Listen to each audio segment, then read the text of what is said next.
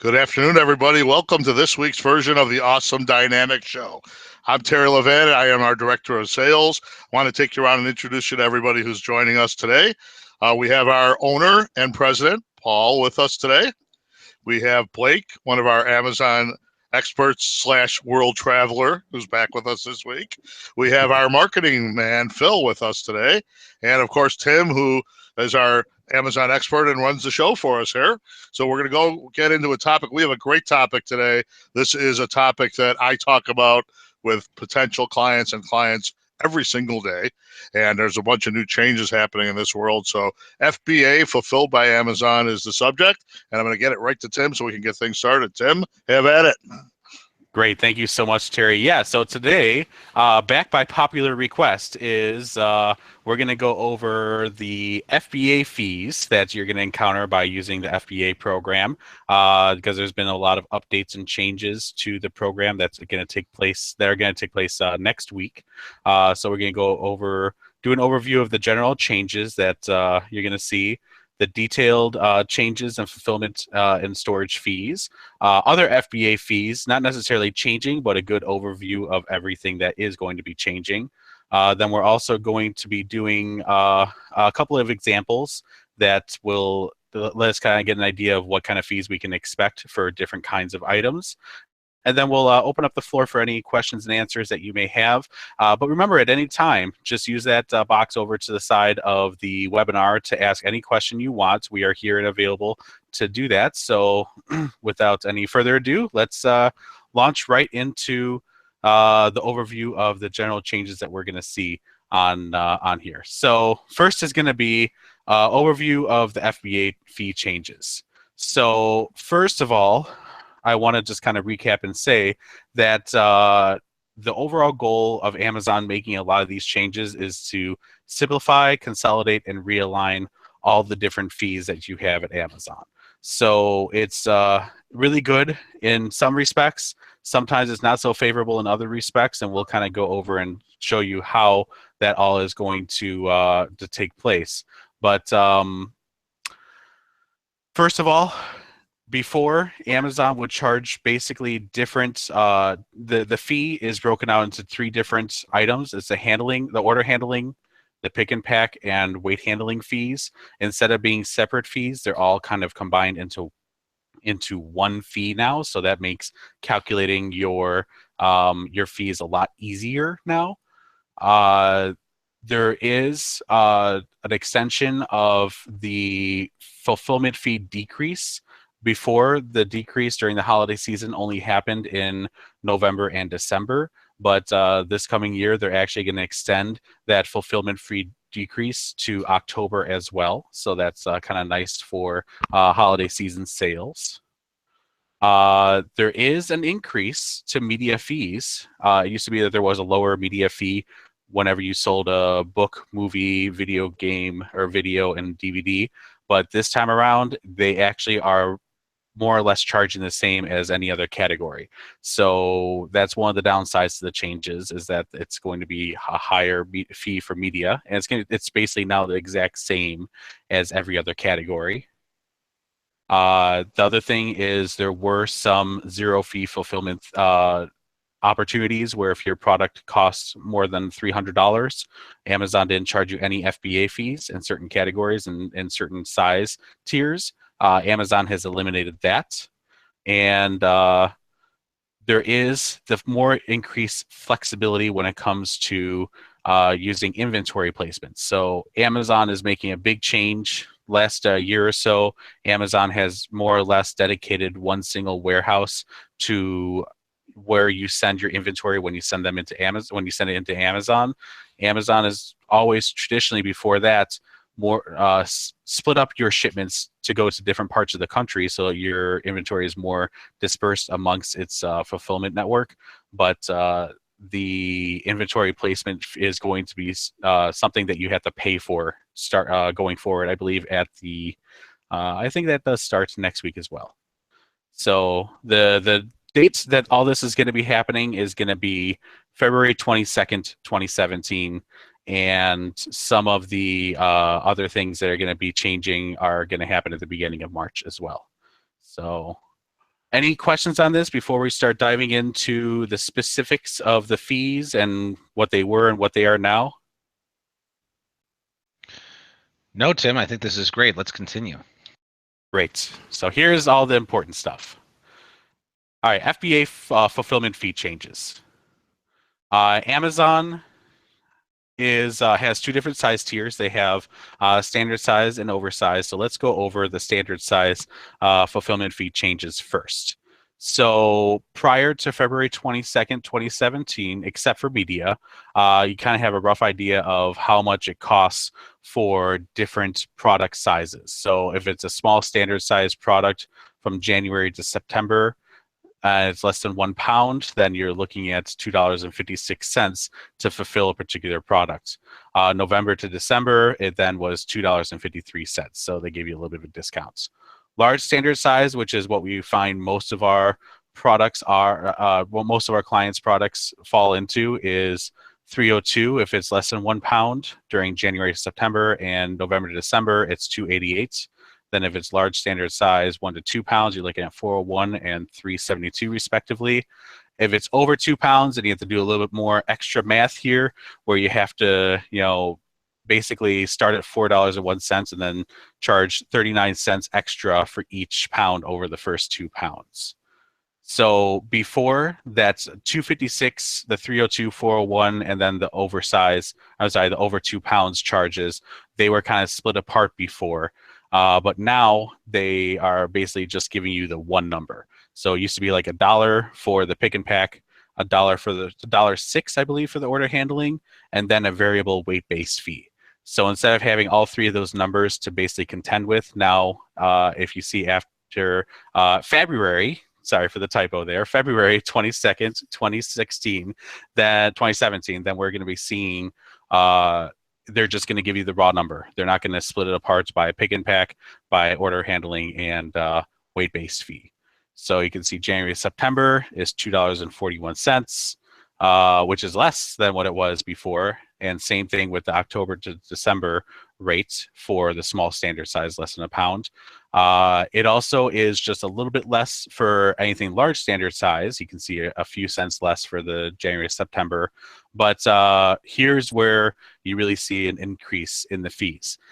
The fees have been going up kind of steadily, almost 2 cents per year, I think is pretty much the standard with their order handling fee. Here we can see quite a big increase. So from 401 per unit to 418. So that's quite a significant change from what it was before. So that is going to be one big difference that you're going to have to take into account, is that it's now more expensive to use the FBA program, especially if you have a larger size product. Tim, just for the folks that are watching this, because we do send these videos out to our clients all the time to learn about the FBA fees, I'd like you to share I shared my screen here. I actually have that later in the presentation. Okay. So just for folks watching, when you take a look at, okay, well, what is small standard? What is large standard? Later on in this presentation, Tim will actually bring up what are the dimensions of these different sizes. So Tim, how do you that's quite all right. Yeah, we'll learn how to classify your product and how that all works, and some examples to show you how to figure out, is my product standard size? Is it oversized? Which classification of those two is it? So yeah, absolutely. Thank you for bringing that up. Perfect. Yeah. All right, great. Please continue. All right. Great. So next one is going to be the oversized fulfillment fees. So once again, we're seeing an increase across the board for all of these fees. So you're looking at, going from $6.15 plus 39 cents for small oversize to $6.85 plus 39 cents per pound on anything that's over 2 pounds in small oversize. So if you have larger product, one thing that we always do with every single one of our clients is evaluate your product and packaging to see if we can get your product into a smaller size category. Because if we can, it can really represent a pretty major cost savings on your end when it comes to paying Amazon for these FBA fees. We'll again go over the dimensions later on and some examples of what you can do to help you reduce your fees. But that's a really big thing, especially once you start to go to oversize. You can see exactly how much more expensive it is to ship a larger size product.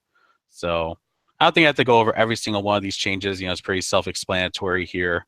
You can see exactly right in front of you, where the changes are going. But yeah, it's quite a big increase, especially for larger size products. All right. So in addition to the actual fee changes, there's also a change to Amazon's FBA inventory storage fee.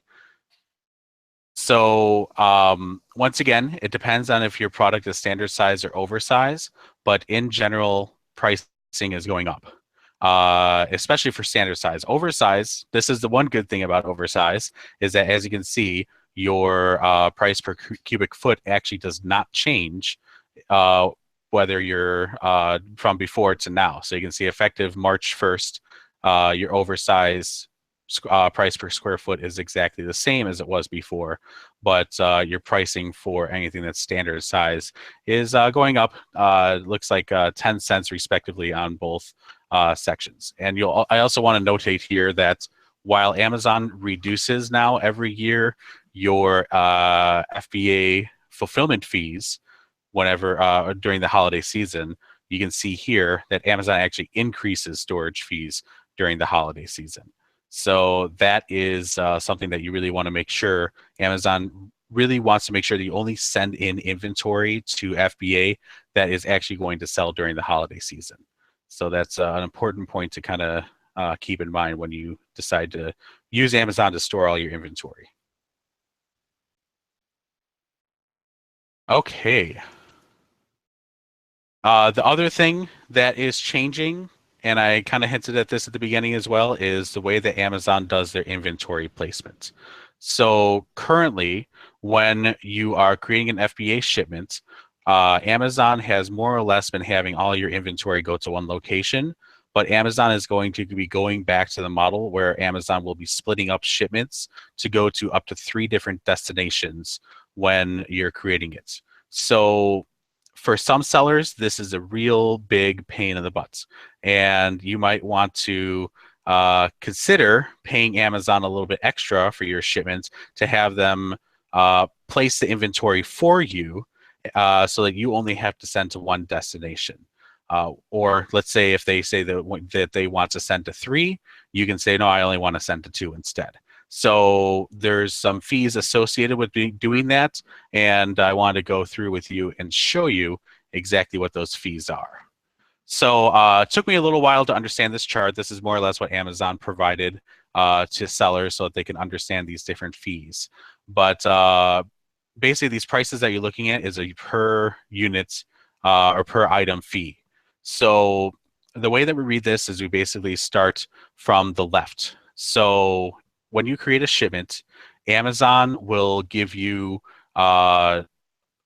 will break up your shipments into one of 3 shipments. So they might give you one destination to send to, they might give you 2 destinations to send to, and they might give you 3. So when you create a shipment, this is where you start. Once you know how many destinations Amazon wants to have you send inventory to, is when you start kind of working across the chart here. So if they say that they want to send to 3, but instead you want to send to only 1 destination, then we're looking at this column over here. Oops, as I actually made it go away. You're looking at the column where it says 3 recommended and 1 destination selected. So with that, you are looking at 30 cents per item plus 10 cents per pound above the first 2 pounds. So if you really don't want to send to multiple destinations, then you might want to select the option of reducing those number of destinations. But as you can see, there is a fee for that.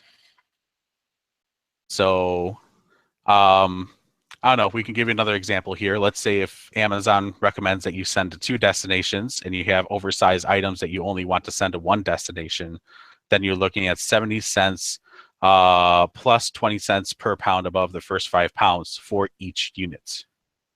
So if you're sending a lot of large items, that can be quite expensive. But let's say if you're just sending in like a handful of them, that might be worthwhile just to make sure that you get them all into one location and you don't have to deal with two completely separate shipments. Might be a lot more effective and efficient that way. Couple things I want to bring up real quick. Mm-hmm. Creative ways to reduce the number of places your product is going to and make Good your idea. life a little bit easier. If you're doing ground shipping with UPS or FedEx into Amazon, you can case pack similar items together.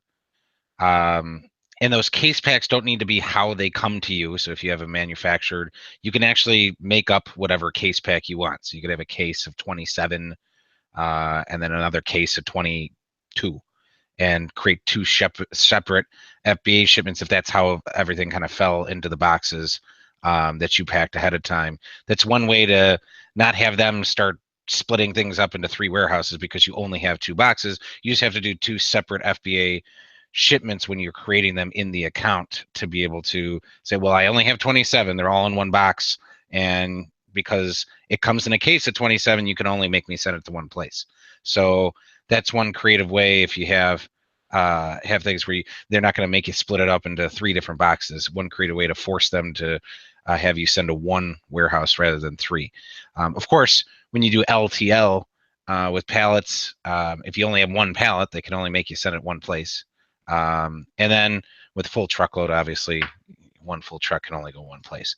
But when you're kind of playing the game and want to reduce the cost with some of the UPS ground shipping, kind of playing around with the case quantities and creating separate FBA shipments can help you save some money and reduce the amount of places you have to send to without having to pay extra fees for that.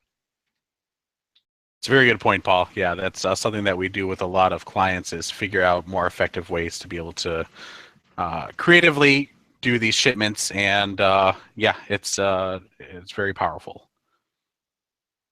All right, what do we have next? We have FBA prep and label fees.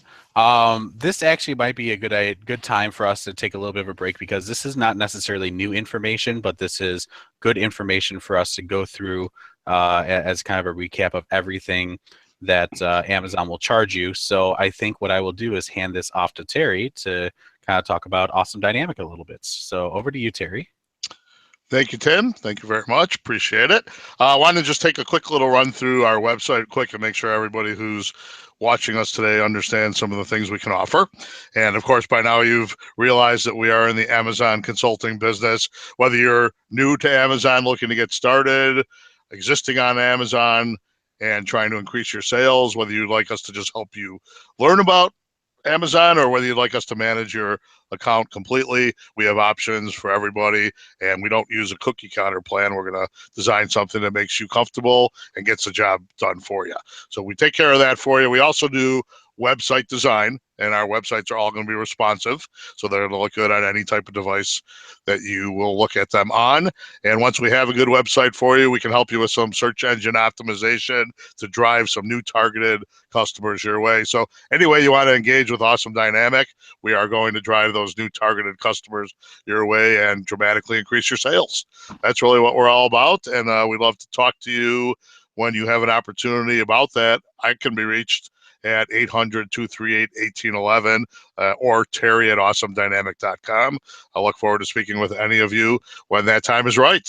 So there is a quick rundown on us, and I will take it right back to Tim. All right, great. Thank you so much, Terry. Yeah, so let's hop right back into our presentation here and talk FBA prep and label fees. So this is something that I wanted to make sure we added in here because this is a really valuable service that you might be able to take advantage of, especially if you don't have the manpower or resources to be able to prep products properly yourself. Try saying that 5 times fast. There will be a lot of fees that you need to kind of be aware of in terms of letting Amazon do that for you. So here's a big chart. This big chart has a lot of great information in it, but more or less what you want to do is, first of all, identify the particular kind of prep required. So if you look on the left side, we have different types of products that can be prepped. So let's say, let's go across the first row here. So let's say if you have a product that is very fragile, made of glass, something that can be easily damaged during transportation, then the kind of prep that you need to do for this particular kind of product is need to wrap it in bubble wrap and make sure that the label is affixed to the outside of that bubble wrap. You can see that Amazon, if it's a standard size item, will charge 80 cents per unit to prep it in that way, and then 20 additional cents to put the label on the outside. So you're looking at about $1 per unit for Amazon to prep a standard size fragile or glass item. Then if you're looking at an oversized item, you can see the prep is a little bit higher at $1.60, which gives you about $1.80 total with the labeling. One thing you can do, and just as a special note here, is you can have Amazon just do the labeling. So if you already have the product prepped properly for Amazon, then you can have Amazon just do the labeling for 20 cents an item, no matter the size. So you can have them you can send it to Amazon, and they will take care of that for you. Next one is any kind of liquids. Amazon requires that all liquids have a liquid or a double seal on them, so that if the product cracks or breaks or any of the above, that the liquid will still be contained. So Amazon may put it inside of a bag, and you can see that the labeling for that is optional. The big reason why it says optional is that if it's a clear poly bag and the product label is still scannable through that clear poly bag very easily, then you do not need to fix an additional label onto it. However, you may need to still put one on there if it's not scannable for any reason. So that's why you see that the prep is only 50 cents per unit for standard size, and then an optional 20 cents per unit for the labeling if it's required. And then again, you see oversized is $1, which gives you about $1 to $1.20 total prep time. So yeah, you kind of go through this whole chart. You can see with apparel, fabrics, plush, and textiles, those have optional labeling as well. Same thing with baby products once they're inside the bag. Basically, anything that is in a poly bag may not need an additional label on the outside, especially if it's clear. But if it's more opaque, like bubble wrap, or as you can see in the bottom category, the adult category, where it's required to be in black or opaque bagging, then it does require a label on the outside. Again, if you do the actual prep of the product and just need Amazon to do the labeling, that is absolutely another option that you have at your disposal. All right. There is also something called an unplanned service fee. So let's say if you do not prep your products correctly and send them into Amazon, then Amazon will actually charge you for prepping the products correctly when they arrive at the fulfillment facility. So I have a quick chart here to show you all the different prep that Amazon may need to do to your product. So let's say, for example, over here in the problem type, if you have a barcode label missing, then Amazon will go ahead and put a label on each unit. The first time it happens for a shipment, Amazon will only charge you 20 cents, which is their normal planned prep fee per unit. But if you continue to send in shipments without them being labeled properly, or you don't do the planned prep service, then you're looking at 40 cents per unit. So that goes up quite a bit. Same thing if let's say a label is required and you didn't put one on there. Again, same cost for the first instance as well as subsequent occurrences. Next is, let's say if your product needs to be polybagged because maybe it's more loose, or maybe it's not, it just needs to be inside of a bag. Then you can see Amazon will put a bag around it, but they will charge you 70 cents per unit to be able to do that, and $1.40 per unit if it happens more than once. Bubble wrap may be required, opaque bagging. If the product needs to be taped up, you can see all the different fees that are involved in this. The name of the game is plan to prep your products yourself, or plan to have Amazon prep them, because if Amazon has to do it, it's going to be quite expensive to have Amazon continue to do it, especially for large shipments. Same thing with that suffocation warning label. Oftentimes we can get, so every single poly bag that has a larger opening than I'm trying to recall, I believe it's larger than a 6-inch opening. And I don't know if anyone can confirm with me on that, if that's the size that I think is a requirement. But yeah, if the bag opening is big enough, then it is required to have a suffocation warning label on it. I recollect it said 4 inches. 4, okay. But that may have changed since last time I read it. Blake, if you wouldn't mind checking that out while we continue, that'd be awesome. Thank you. Excellent. So yeah, that's important to make sure you have suffocation warning labels. You can order them online. Just stick them to the outside of the bag. You can get bags with it printed on them directly already. So yeah, that's an important thing to put on your bags. I think sometimes people often overlook. So the last thing that I put in here is the box content not entered. So whenever you now create a shipment going into Amazon, it is a requirement that you put in how much, more or less like a packing list. So you have to tell Amazon exactly how many of each unit are in each package that you're sending to Amazon. This was not a requirement for a long time.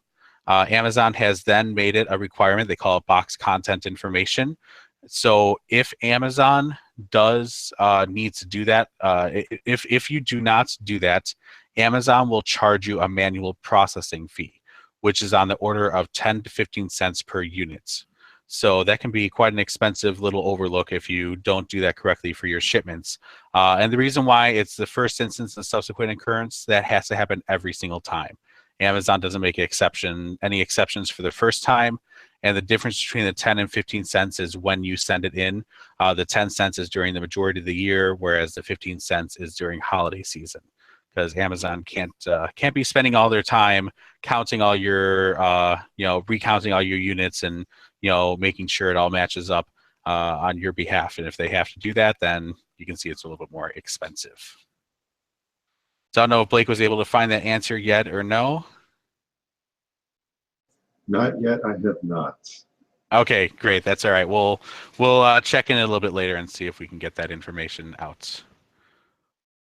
Okay, this is the part that Paul wants. Oh, go ahead, Blake. Well, I did want to point out that a lot of our clients don't take that part very serious and fail off into either poly bag or opaque bag or do this stuff. And oftentimes Amazon will keep your inventory in limbo if you do not kind of check up on it and see if there was an error on your shipment. So the more you don't take that serious, the more you might have inventory in limbo. You're going to occur, obviously, these ridiculous, $2 to bubble wrap an item. Some rolls of bubble wrap are $11, so you get a lot of bubble wrap for, $2. So it just adds up, and it's just not efficient. Take it serious and do it right the first time. Yeah, very good point there, Blake. All right, so now we'll get into size tier classification. So this is where, we've seen the words, oversize and standard size and small oversize and all these different terms thrown around. The question now is, how do I classify all these different, all of my products into the different size tiers? So once again, we have a kind of a very handy chart here that will let us go through and figure out exactly how to classify your products. So we'll start at the top here. So any small standard size unit is anything that is 15 inches on the longest side or less, 12 inches or less on the median side, and 3/4 of an inch or less on the shortest side. The weight also cannot be over 12 ounces, so 3/4 of a pound. So if your product is underneath all of those dimensions, after it's put into its final shipping box that you send to Amazon, then it will, however you pack it and prep it, it needs to be underneath those dimensions in order to be classified as that product size tier.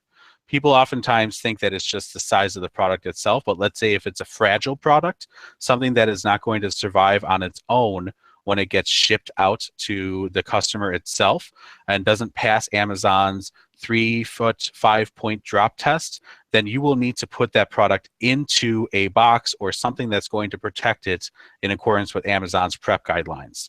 The final measurements and weight of that container that you put the product into when the product inside of it is what you use to classify the particular product.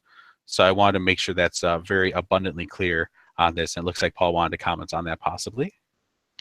Blake actually looked up the information on the bag for the suffocation label. For those of you that were wondering, Tim, you were at 6 inches. I was at 4 inches. It turns out it's 5 inches, right in the middle. Nice. Couldn't have asked for a better result. Otherwise, as of this airing. So who knows? Yes. I had 5. I just didn't want to say anything. On a more serious note, a good thing I came across while researching this really quick, and another reason to take this serious is, if a child does suffocate on this, you don't want to be the one at the hands of some sort of lawsuit. So really follow that polybagging rule. That's there for a reason. Protect your assets, protect your company. Don't screw around with Amazon. Always good advice. All right, Yes. Tim. We moving on to the next slide here.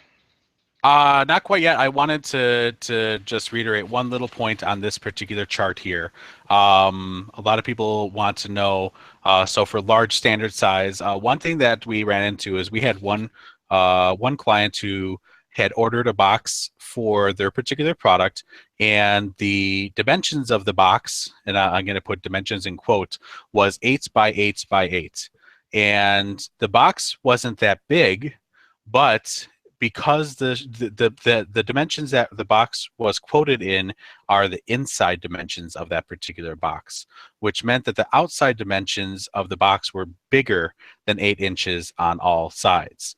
What that resulted in is, because the shortest side was over 8 inches, even by 1/4 of an inch, 3/4 of an inch, it doesn't matter. If it's larger than one of those dimensions, then it automatically goes into the next size tier. So you go from large standard size to small oversize, and you're paying a lot more for your fees and storage. Actually, storage is not that much more, but your fees and everything else will go up dramatically. So making sure that you pay very close attention to these different dimensions is really, really critical in making sure that you're getting the most out of your packaging. So we basically said just get an 8 by 8 by 7 box. And when we did that, he automatically was brought down to the large standard size tier, and saved him several dollars in fulfillment fees per unit, which is quite significant. Yeah, and they were selling like hundreds of that unit every week, times $2 or $3 each one that they were losing on that extra 1/4 inch on the shortest side. It's crazy.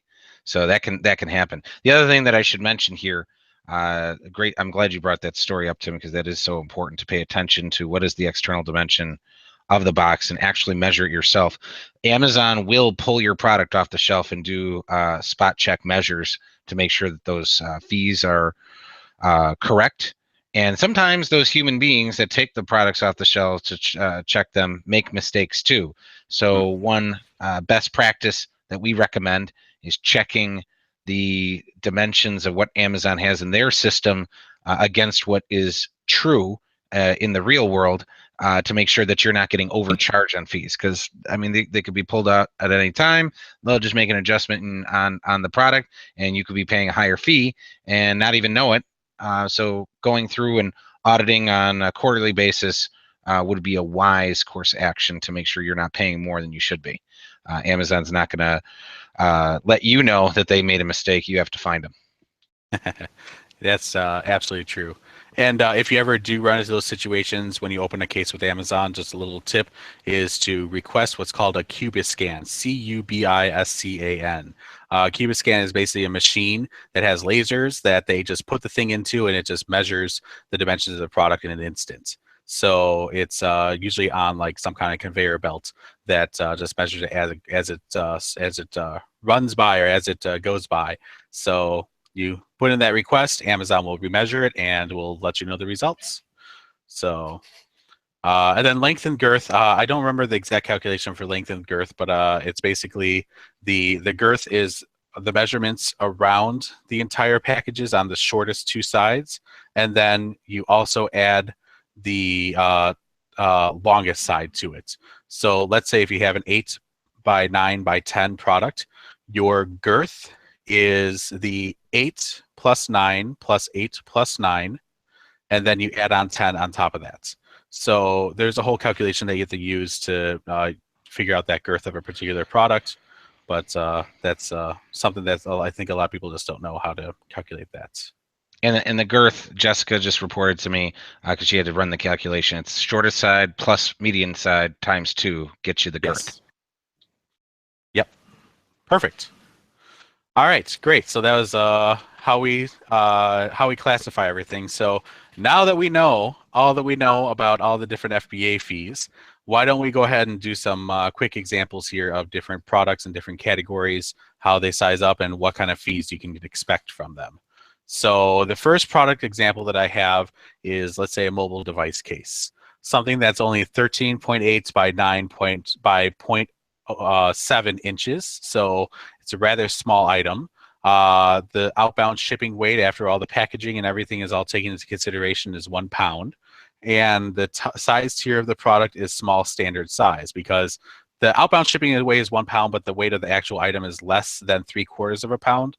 So that makes it classify as small standard size. So with all that being said, what you would be looking at is, prior to February 22nd, 2017, in January to October, you're paying $2.50, $2.56 per unit from January to October, and then November to December, it's $2.53. Now those fees have gone down because it's on the small standard size tier. So now you're looking at only $241 and $239 respectively for that item. The other thing to take note of is the storage fees. So for every month, January to October, you were looking at 3 cents per unit per month to be able to store that product on Amazon's in Amazon's warehouses. November, December, you're looking at 11 cents. So now you can see the storage fees have gone up a little bit. Doesn't really affect the January, September because of the small size of the item, but October to December, you can see it does jump up a little bit. All right, next example is going to be a t-shirt. So the t-shirt is 8.5 by 5.8 inches by 1 inch. Again, outbound shipping weight is 1 pound, but this, because it's 1 inch, then it fits into the large standard size category. So here you're looking at slightly higher fees, and you can see going from before February 22nd to after February 22nd, the fees are going down a little bit, but more or less staying the same. Storage fees, though, have gone up slightly. All right, so now let's take a look at a product that's a little bit larger. So let's say an iron that's 12.6 by 6.6 by 5.5, looking at 4 pounds, which puts it into large standard size. Here's where you really can see an increase. So if you go from $4.79 per unit to fulfill to now $4.96 per unit to fulfill. And you can see those storage fees as well are increasing on those large standard size products. So you're going from 14 cents to 17 cents per unit per month to keep those in Amazon's facilities. Fourth example, we're again kind of creeping up. Let's go into a oversized product. So this is 25 by 8 by 7, which at 10 pounds puts it into the small oversized category. At that point, you're looking at going from $9.27 per unit to $9.97 per unit to fulfill each product. And then you also are looking at the storage fees are actually the same. Those have not changed with a lot of these changes for oversized products, which is a good thing. But you can see that the fulfillment fees have gone up, especially if you look at that holiday season one. It goes from $8.74 to $9.49. That's both of those are actually quite significant. So something to keep in mind. And then lastly, let's look at something even bigger, flat screen TV, which is quite large, 53.3 by 33 by 6.8. Looking at 50 pounds for this particular product, and looking at a large oversized size tier. From here, you can see an increase in several dollars from $72.38 to $75.06. So yeah, you're looking at quite a bit quite a bit of an increase for fulfillment fees. Storage fees are, again, going to stay the same in that oversized category. All right, so those are a couple of examples at this point. Just didn't know if anyone had any questions on the webinar. Otherwise, I want to open the floor for anyone on here if they wanted to bring up anything else that we wanted to discuss about Amazon when it comes to FBA fees. No, I mean, I think this really covers all the fees that happen after your product is in Amazon. The other thing that that there is with the FBA program is actually sending your product in to Amazon. There's you get their UPS discount for sending the product in if you're using UPS Ground, which is significant, like something like 70 or 80% of retail rates. So definitely use their discount to send in if you do that. If you do LTL, your pallets can cost between 50 and 250 bucks, depending on how far they're going and how much it weighs, but usually their rates are pretty good. And if you're doing FTL, full truckload, you're looking at most recent figure I got from one of our clients is about just over 400 bucks a truck, which is just really inexpensive compared to what you might normally get. So Amazon has some pretty good deals set up for inbound shipping. So those are things to think about. Other fees that are related to the FBA program are recall fees, 50 cents a unit in most cases. Yes. Disposal fees if the product gets returned but you don't want it back. I think it's like 35 cents a unit. And they had some other random fees, but we have a whole other webinar that highlights those things. So in the blog and in the comments of this YouTube video, we'll put those in, Phil. So this way we can reference those other videos so folks can head over there to get some more information. That'd be super helpful. Tim, Blake, any other comments before we wrap it up here? I have one. Terry. Yes. Please. What I'd like to do is maybe just have a second. So we've talked about all the fees. So all the news that, will maybe hit your bottom line a little bit in this process. Can we just take a minute and talk about some of the benefits that people might not know about, reasons why we think they should be in the FBA program? That's a great thing there. So, the fees are, oh my God, look at how much this costs. But, if you're not in the FBA program, you're going to struggle on Amazon.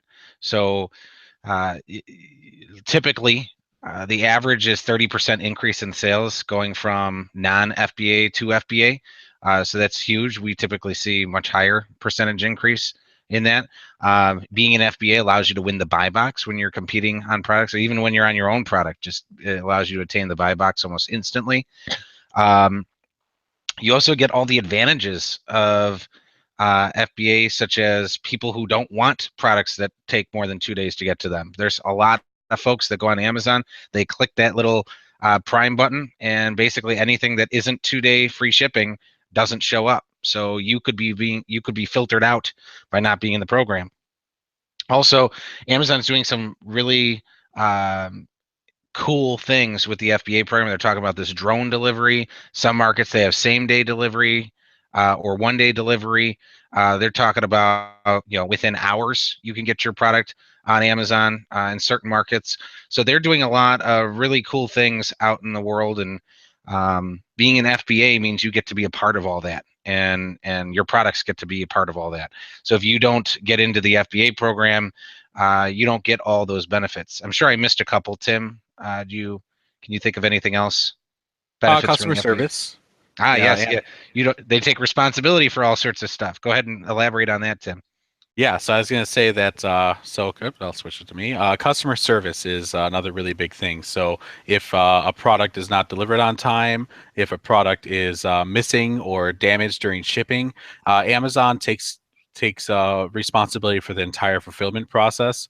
The other thing is missing inventory or damaged inventory. So let's say if you're sending shipments into Amazon and they misplace or otherwise can't find inventory that they have checked in, Amazon will reimburse you basically the same amounts that you would have made if you would have sold that particular product for each unit that they have lost. So yeah, Amazon just does a great job of taking care of their sellers in that regard. It sometimes takes a bit of persistence and on your behalf to try and get them to take care of certain things, but for the most part, Amazon really does take care.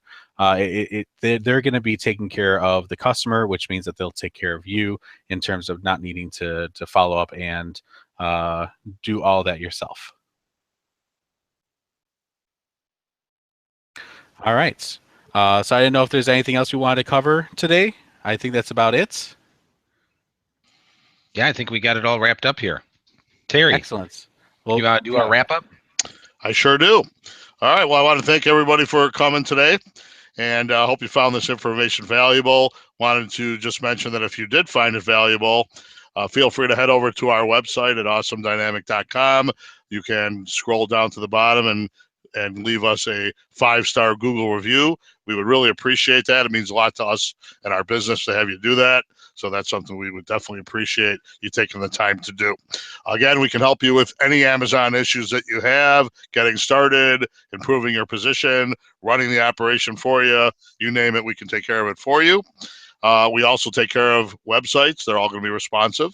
And we can help you with your SEO. We're all about driving targeted customers in your direction and increasing your bottom line. So feel free to reach out to us. Again, Terry at awesomedynamic.com is the way you can reach me directly by email.